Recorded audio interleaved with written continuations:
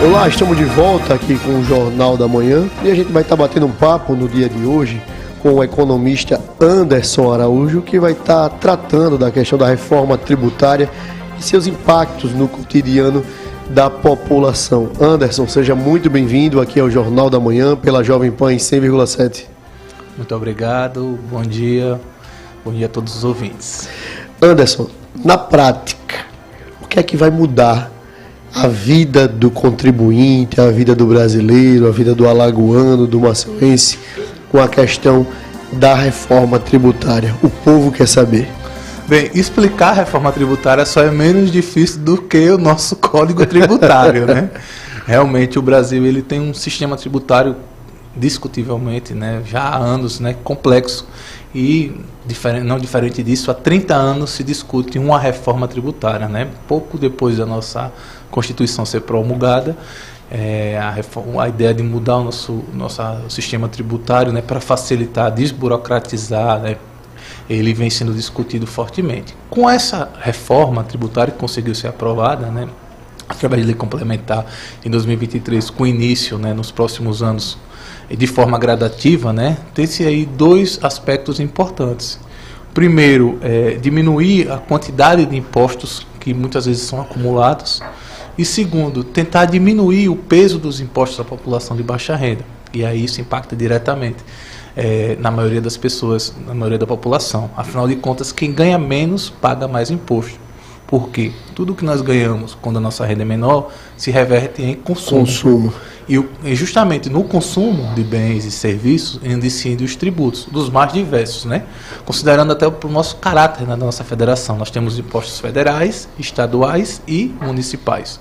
Com a reforma tributária, nesse primeiro momento, né, nós temos aí a unificação de alguns impostos, né, três impostos que vão virar apenas dois, né, na forma de valor agregado. O que é que isso significa? Diferentemente do contexto atual, onde nós pagamos impostos de forma acumulada, o consumidor ele paga todo o processo, né, determinados tributos.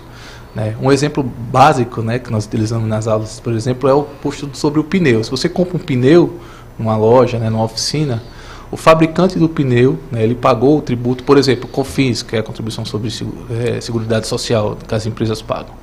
O intermediário, né, o distribuidor, também pagou esse imposto. O dono da oficina pagou e você, como consumidor, no preço do pneu está tudo acumulado.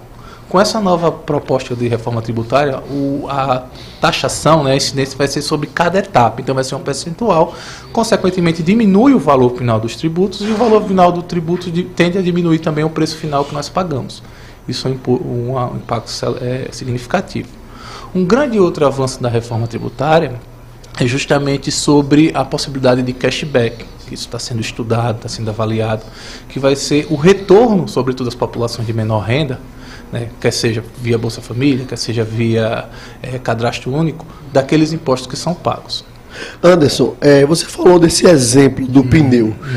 Essa questão, ela diminui a tributação para o empresário, para o empreendedor, ou isso lá na ponta da lança, no consumidor, esse preço do pneu, ele vai congelar com o que está, ele vai ser reduzido, ou seja, a questão inflacionária do nosso país, os preços das mercadorias na prática, eles tendem a diminuir, a haver um congelamento. Qual a sua perspectiva diante da reforma? Bem, na prática, a reforma ela vai sendo implementada de forma gradativa. Nesse primeiro momento, você vai ter um percentual de aceitação ou não. Né? Como tudo que é novo gera dúvidas, né? Gera uma série de transformações, você não tem como impor um novo sistema tributário e todo mundo adotar. O custo operacional disso, né, seria muito alto, ou seja, geraria um efeito reverso, aumentaria o preço, por exemplo, dos produtos. Com a reforma tributária e com esses novos impostos, né, que acumulam novos tributos e diminuem a simplificação, você tem, por exemplo, a diminuição na burocracia, que as empresas, o custo burocrático, né, de pagamento de tributos, isso pode diminuir o preço. E o próprio regime cumulativo, né, tradicional, que gradativamente sai por um regime sobre etapa, sobre valor agregado, ele também tende a diminuir o valor final do produto.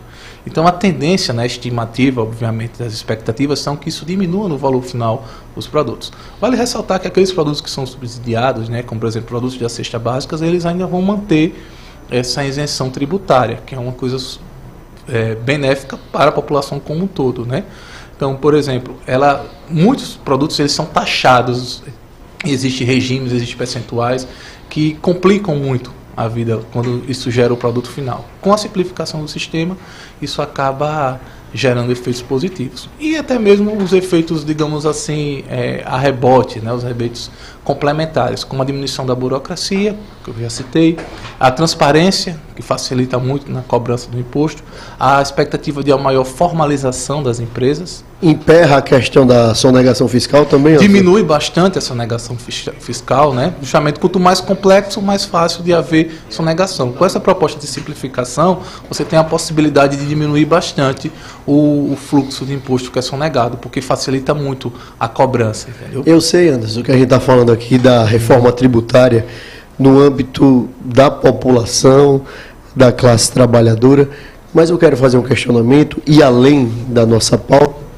os estados, os entes federativos, será que com essa questão da reforma tributária, eles vão passar a arrecadar mais ou melhor diante dessa questão, desse embarreiramento da sonegação fiscal? Como é que você vê esse cenário hoje? Uma das principais vantagens, né, do imposto sobre bens e serviços, o IBCS, é justamente a diminuição da guerra fiscal. Hoje, com os estados, né, que cobram ICMS, eles acabam usando o valor da alíquota sendo mais atrativo ou menos atrativo e gerando conflitos com os outros entes federados. Com esse imposto único, os estados eles vão ter autonomia, né, federativa para estabelecer a alíquota, mas dentro de uma faixa. Isso vai diminuir bastante a guerra fiscal, né?